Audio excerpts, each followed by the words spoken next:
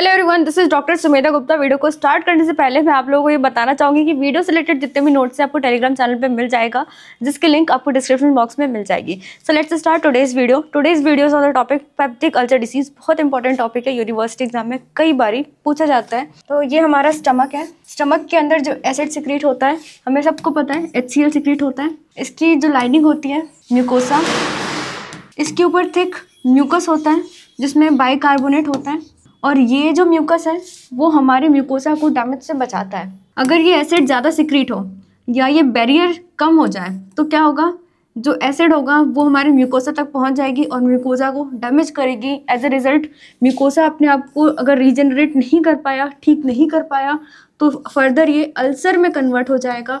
Ulcer में convert हो जाएगा, that is what is peptic ulcer disease. अब यहाँ पे कुछ प्रोटेक्टिव फैक्टर्स होते हैं एंड कुछ डैमेजिंग फैक्टर्स होते हैं। तो प्रोटेक्टिव फैक्टर्स है सरफेस म्यूकस सिक्रेशन। जो म्यूकस होता है वो हमारे म्यूकोसा को डैमेज से बचाता है। बाइकार्बोनेट ये एसिड को न्यूट्रलाइज करेगा। Mucosal blood flow, epithelial regenerative capacity, जितनी ज़्यादा एपिथेलियम की रीजनरेटिव कैपेसिटी होगी, डैमेज होगा, वो अपने आप को रीजनरेट कर देगा, अल्सर में कन्वर्ट नहीं हो पाएगा। कुछ प्रोस्टाग्लैंडिन्स होते हैं जो कि प्रोटेक्टिव इन नेचर होते हैं। अब बात करते हैं डैमेजिंग फैक्टर्स की। तो H. पाइलोरी का जो इन्फेक्शन होता है ये डैमेजिंग फैक्टर होता है।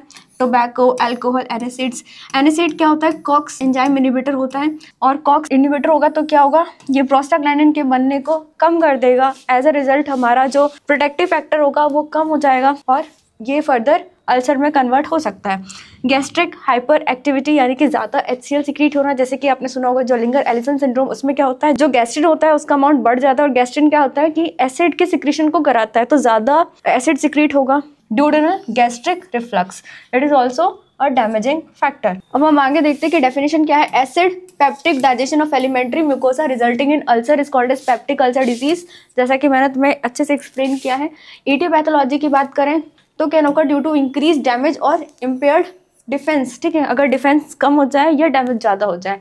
इंक्रीज डैमेज कैसे होगा, जो भी मैंने फैक्टर्स में बताया, सबसे ज़्यादा इंपॉर्टेंट है यहाँ पे H. Pylori infection. Most common primary cause of peptic ulcer disease alcohol. So जो भी मैंने तुम्हें बताया था वो यहाँ लिखा है, जैसे cigarette smoking, NSAID, some prostaglandins are productive in nature but NSAID destroy them. NSAID क्या करेगा, कॉक्स एंजाइम इनहिबिटर होता है। अगर कॉक्स को इनहिबिट करेगा तो प्रोस्टाग्लैंडिन्स कम बनेंगे या नहीं बनेंगे। और फिर आता है जोलिंगर एलिसन सिंड्रोम। ये क्या होता है, गैस्ट्रिनोमा होता है। एकदम जो गैस्ट्रिन होता है वो ज़्यादा HCl के सिक्रेशन को बढ़ाता है। तो gastric acid hyper secretion, severe peptic ulcer disease. तो ये क्या काउज कराएगा, severe peptic ulcer disease, non islet cell tumour of pancreas and hyper gastrin secretion. तो ये सिंड्रोम का मतलब क्या होता है, ग्रुप ऑफ डिसीजेस। सो इसमें 3 चीजें आती है, गैस्ट्रिक एसिड हाइपर सिक्रेशन और non islet cell tumour of pancreas and hyper gastrin secretion. अब आता है इम्पेयर्ड डिफेंस। इसमें इश्चीमिया, शॉक, ये सब मैं तुम्हें पहले भी बता चुकी हूँ। Delayed gastric emptying. अब हम देखेंगे कि इसके टाइप्स क्या होते हैं। On the basis of site इसके 4 टाइप होते हैं। पहला क्रॉनिक ड्यूडेनल अल्सर। अगर ड्यूडेनम में हो रहा है तो क्या होगा, क्रॉनिक ड्यूडेनम अल्सर होता है। तो ये ड्यूडेनम है, तो ड्यूडेनम के 3 पार्ट होते हैं, first, second, third. First part के फर्स्ट इंच में ये होता है। अगर in the first inch of the first part of the duodenum. Chronic gastric ulcer अगर इन द लेसर कर्वेचर। तो ये हमारा स्टमक है, तो स्टमक का ये लेसर कर्वेचर है और ये ग्रेटर कर्वेचर है। तो लेसर कर्वेचर पे जो होगा वो क्या होगा, क्रॉनिक गैस्ट्रिक अल्सर, ये उसका साइट है मोस्ट कॉमन। कंबाइंड, जिसमें ड्यूडेनल और गैस्ट्रिक दोनों होगा। अब एक होता है एनास्टोमोटिक अल्सर। अब कई बार हमें सर्जरी करने की जरूरत पड़ती है, तो जहाँ पे एनास्टोमोसिस होगा उसके आसपास अगर अल्सर हो रहा है तो डेट इज एनास्टोमोटिक अल्सर। अब हम क्लिनिकल फीचर्स याद करेंगे, तो सबसे पहले हम याद करेंगे क्रॉनिक गैस्ट्रिक अल्सर की क्लिनिकल फीचर्स। को याद करने के लिए हमारे पास निमोनिक है, शिव, वैट्स, Parvati. So first is site. तो हमें पता है कि गैस्ट्रिक अल्सर का जो साइट है वो लेसर कर्वेचर पे होता है। तो लेसर कर्वेचर पे H स्टैंड फॉर हिमेटमेसिस। जो हमारा ड्यूडेनल अल्सर होता है उसमें मेलिना होता है, जो हमारा गैस्ट्रिक अल्सर होता है उसमें खून की उल्टी यानी कि हिमेटमेसिस होती है। अगला है I स्टैंड फॉर इंसिडेंस। तो इसका जो इंसिडेंस है वो क्या होता है, कम होता है, it is less common. V stand for vomiting. Vomiting, इसमें फ्रीक्वेंट वॉमिटिंग देखने को मिलता है। W stand for weight loss. जब भी पेशेंट खाना खाता है तब उसको पेट में दर्द होता है, ठीक है, पेन ऑन टेकिंग फूड, तो इस वजह से वेट लॉस देखने को मिलेगा इसमें। फिर P stand for burning pain. Patient को बर्निंग पेन होगा and pain on taking food. तो इस तरह से तुम इसके क्लिनिकल फीचर्स को याद कर सकते हो। गैस्ट्रिक अल्सर का ये फीचर है। इसके लगभग अपोजिट फीचर्स होते हैं हमारे ड्यूडेनल अल्सर के। अब हम देखते हैं ड्यूडेनल अल्सर के फीचर। तो इसमें होगा वेट गेन होगा, उसमें क्या हो रहा था, weight loss, pain 1 to 2 hours after taking food. और हमारे गैस्ट्रिक अल्सर में हो रहा था pain just after taking food. इसमें वॉमिटिंग एब्सेंट है और उसमें क्या था, गैस्ट्रिक में वॉमिटिंग फ्रीक्वेंट था। Happens in first part of the duodenum, common है, जबकि इंसिडेंस हमारे गैस्ट्रिक का इंसिडेंस था लेस। बर्निंग पेन इसमें भी होता है, उसमें भी होता है। इसमें मेलिना मोर कॉमन है। मेलिना का मतलब होता है स्टूल के अंदर ब्लड का होना और हिमेटमेसिस का मतलब होता है खून की उल्टी होना। अब हम करते हैं बात इसके मैनेजमेंट। तो मैनेजमेंट करने से पहले हमें वेगस नर्व की सप्लाई को देखना पड़ेगा स्टमक में। तो ये वेगस नर्व और उसके ब्रांचेस हैं। तो ये राइट वेगस नर्व है और ये लेफ्ट वेगस नर्व है, ठीक है। लेफ्ट वेगस नर्व को अगर तुम देखोगे तो इसमें जो ब्रांचेस हैं वो पेराइटल ब्रांचेस हैं और ये हमारे स्टमक को सप्लाई करते हैं, पेराइटल सेल को सप्लाई करते हैं और उससे एसिड सिक्रीशन होता है। अगर हम यहाँ से पेराइटल सेल को कट कर दें तो क्या होगा, एसिड सिक्रीशन कम हो जाएगा। अब हम देख सकते हैं कि लेफ्ट वेगस से एक ब्रांच निकल के गया है कहाँ, लिवर के अंदर, और लिवर के अंदर क्या कराएगा, बाइल का सिक्रीशन कराएगा। अगर तो हम यहाँ से ब्रांच को कट करते हैं तो क्या होगा, एक तो पैराइटल सेल से एसिड सिक्रीशन कम हो जाएगा और दूसरा जो ये ब्रांच है जो लिवर की तरफ जा रहा है वो भी डैमेज होगा। तो जो लिवर का जो बाइल स्टेसिस हो जाएगा और एज अ रिजल्ट क्या, गॉल स्टोन्स हो सकते हैं। अगर हम सिर्फ हेपेटिक ब्रांच को कट करते हैं तो हमें एसिड सिक्रीशन में कोई भी चेंज देखने को नहीं मिलेगा, सिर्फ गॉल स्टोन्स हो सकते हैं पेशेंट को। अब हम आगे देखते हैं तो लेफ्ट का एक और ब्रांच होता है यहाँ पे जिसको हम कहते हैं नर्व ऑफ लेटर जेट। ये पाइलोरस को सप्लाई करता है और पाइलोरस के रिलैक्सेशन को कराता है। अगर ये चीज़ कट हो जाए, अगर सिर्फ हम नर्व ऑफ लेटर जेट को कट कर दें तो क्या होगा, जो पाइलोरस होगा वो रिलैक्स नहीं हो पाएगा। अगर हम यहाँ से कट कर देते तो ये सब चीज़ें इफेक्ट होंगी, यानी कि गॉल स्टोन भी प्रमोट होगा, एसिड सिक्रीशन कम हो जाएगी और क्या होगा, पाइलोरस भी रिलैक्स नहीं हो पाएगा। अगर हम राइट वेगस को देखें तो इसमें एक ब्रांच जा रही है सीलेक ब्रांच, ये क्या, पेरिस्टालसिस को कंट्रोल करता है। अगर हम इस ब्रांच को कट कर देते तो क्या होगा, डायरिया हो जाएगा पेशेंट को। अगर हम आगे देखें तो इसमें भी पैराइटल ब्रांचेस है जो कि पैराइटल सेल को जा रहे, सप्लाई कर रहे हैं और वहां से एसिड सिक्रीशन कराता है। अगर हम इन ब्रांचेस को कट करते हैं तो क्या होगा, एसिड सिक्रीशन कम हो जाएगा। और इसमें भी हमारा नर्व ऑफ लेटर जेट है जो कि पाइलोरस को सप्लाई करता है। तो ये हो गया हमारे वेगस नर्व का जो सप्लाई है वो। सो ट्रीटमेंट की बात करें तो सबसे पहले हम इन्वेस्टिगेशन में क्या करेंगे, ईसोफेगस गैस्ट्रोड्यूडेनोस्कोपी। इसमें हम एक एंडोस्कोप डाल के हम देखेंगे कि अंदर क्या एनवायरनमेंट है। बेरियम मील स्टडी, अब इसको यूज़ नहीं करते, ये बेरियम हम बेरियम देते पेशेंट को, वो खाते हैं और हम फिर एक्सरे करते। अब ये क्या है कि ऑब्सोलीट है। अब हम ट्रीटमेंट की बात करें तो क्रॉनिक ड्यूडेनल अल्सर के ट्रीटमेंट में क्या करते हैं, तो सबसे पहला है surgical line of management indicated in frequent relapse and haemorrhage. मतलब हम सर्जरी उन पेशेंट्स में करते हैं जिसमें हमें देखने को मिलता है कि बार बार रिलैप्स हो रहा है। और गैस्ट्रिक आउटलेट ऑब्स्ट्रक्शन हो गया अगर, तो क्या होगा, हम उस केस में सर्जरी का सहारा लेते हैं पेशेंट में। अब इसमें पहली सर्जरी है हाईली सिलेक्टिव वेगोटमी, ठीक है, also called as parietal cell vagotomy. अब याद करो, मैंने तुम्हें अभी डायग्राम में बताया था parietal cell vagotomy, highly selective vagotomy. या तो हम इसको कट करें तो क्या होगा, नॉन सिलेक्टिव होगा, यानी कि पैराइटल सेल के साथ साथ ये नर्व ऑफ लेटर जेट भी कट हो जाएगी, साथ में जो सप्लाई है लिवर की तरफ वो भी कट हो जाएगी।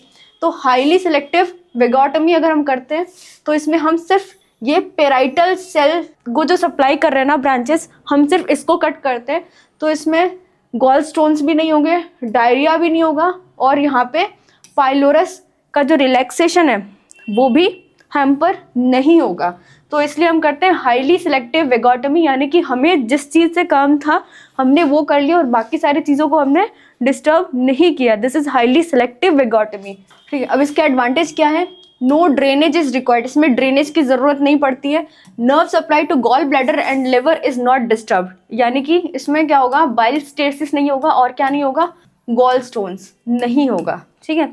इसमें क्योंकि सीलियक जो ब्रांचेस हैं वो हमने कट नहीं किए हैं तो पेरिस्टालसिस डिस्टर्ब नहीं होगी, तो इसमें डायरिया देखने को नहीं मिलेगा। अब इसका डिसएडवांटेज क्या है कि कॉम्प्लिकेटेड प्रोसीजर है। तुम ही समझो कि ये वेगस नर्व है, उसका एक ब्रांच जा रहा है, उसको ही सिर्फ हमें कट करना है, तो इसके लिए बहुत ही एक्सपीरियंस सर्जन की जरूरत पड़ेगी और इसमें रिकरेंस भी हो सकता है। अगली सर्जरी है हमारे पास ट्रंकल वेगोटमी विद गैस्ट्रोजेजिनोस्टोमी ऑफ मायो। इसमें क्या होता है कि ये हमारा स्टमक है, ये ड्यूडेनम हो गया और फिर ये जेजुनम हो गया।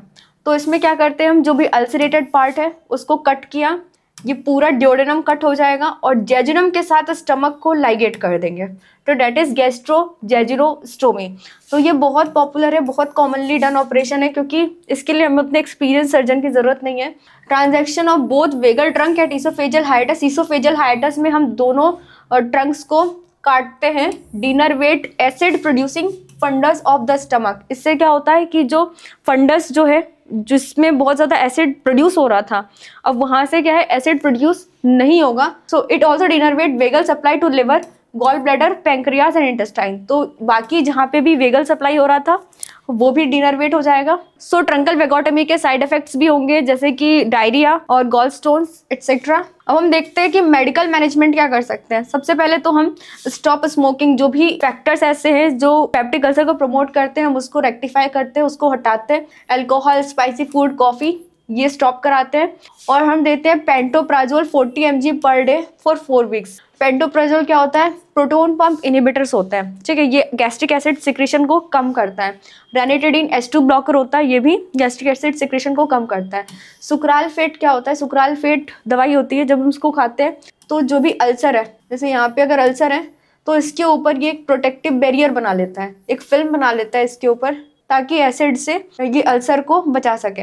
Eradication therapy if positive Helicobacter pylori, अगर हेलिकोबैक्टर पाइलोरी की वजह से हो रहा है तो उस केस में क्या हम हेलिकोबैक्टर पाइलोरी के अगेंस्ट ट्रीटमेंट देंगे। अवॉइड एनासिड्स, तो उस केस में हम एनासिड्स को अवॉइड करेंगे। Now we will see the treatment of chronic gastric ulcer. तो मेडिकल क्या मैनेजमेंट है, रेनिटिडीन, ओमिप्राजोल, H2 ब्लॉकर, ये PPI जो कि गैस्ट्रिक एसिड सिक्रेशन को कम करेगा। स्टॉप स्मोकिंग, अल्कोहल एंड एनासिड, जो भी फैक्टर्स हैं जो तुम्हें दिख रहे हैं कि जिसकी वजह से हो सकता है उसको हम हटाएंगे। अब हम सर्जरी की बात करें तो बिलरोथ 1 गैस्ट्रेक्टोमी, गैस्ट्रोड्यूडेनोस्टोमी।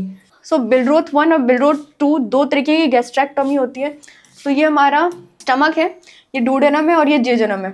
बिलरोथ 1 में क्या होता है कि स्टमक जो भी पार्ट है स्टमक का जिसमें अल्सर हो रखा है उसको कट करते हैं और स्टमक को एनास्टोमोज हम किसके साथ करते हैं, ड्यूडेनम के साथ। ड्यूडेनम के साथ अगर हम एनास्टोमोज करेंगे तो क्या होगा, ये बिलरोथ 1 होगा और इसको हम कहेंगे गैस्ट्रोड्यूडेनल एनास्टोमोसिस। तब गैस्ट्रिक और ड्यूडेनल, स्टमक ड्यूडेनम के साथ एनास्टोमोज कर रहा है। बिलरोथ 2 में क्या होता है, जो भी अल्सरेटेड पार्ट है उसको कट करते हैं और स्टमक को जेजुनम के साथ जोड़ देते हैं, एनास्टोमोज कर देते हैं। तो ये बिलरोथ 2 गैस्ट्रेक्टोमी है। इसकी क्या इंडिकेशन है, gastric ulcer is on the lesser curvature. अगर लेसर कर्वेचर पर गैस्ट्रिक अल्सर है तो ये बिलरोथ 2 की इंडिकेशन है। Remnant of stomach is anastomosed with jejunal loop, जो भी बचा कुचा स्टमक है आफ्टर रिमूविंग अल्सर उसको जेजुनम के साथ जोड़ देते हैं। इसमें करते हैं हम highly selective vagotomy with excision of the ulcer. Excision ulcer को एक्साइज करते हैं और क्या करते हैं, हाईली सिलेक्टिव वेगोटमी, ठीक है, जिसमें हम सिर्फ वो ब्रांचेस को कट करते हैं वेगस की जो कि पैराइटल सेल को सप्लाई कर रही होती है। अब हम याद करेंगे इसकी कॉम्प्लिकेशंस को। कॉम्प्लिकेशंस को याद करने के लिए हमारे पास निमोनिक है BP²M, ठीक है, butter paneer masala P²M, BP²M। पहला है ब्लीडिंग, हिमेटोमेसिस और मेलिना। मेलिना मतलब presence of blood in stool और हिमेटोमेसिस मतलब खून की उल्टी, हिमेटोमेसिस और melaena. P stands for perforation, perforation हो सकता है, पाइलोरिक ऑब्स्ट्रक्शन हो सकता है, गैस्ट्रिक आउटलेट ऑब्स्ट्रक्शन। इन दोनों पे लॉन्ग वीडियो आएगी, इसको हम फर्दर वीडियो में कवर करेंगे। मैलिग्नेंट ट्रांसफॉर्मेशन, ये मैलिग्नेंट ट्रांसफॉर्मेशन हो सकता है इसका। Teapot deformity and hour glass contracture of the stomach. देखो ये होता है आवर ग्लास कॉन्ट्रैक्चर और अगर ऐसा हो जाए तो ये होता है टीपॉट डिफॉर्मिटी, यानी कि स्टमक का जो शेप है वो टीपॉट की तरह दिखना लगता है। So this was all about this topic peptic ulcer disease. I hope कि तुम्हें पेप्टिक अल्सर डिसीज समझ में आया हो। So this was all about this video. Thank you for watching.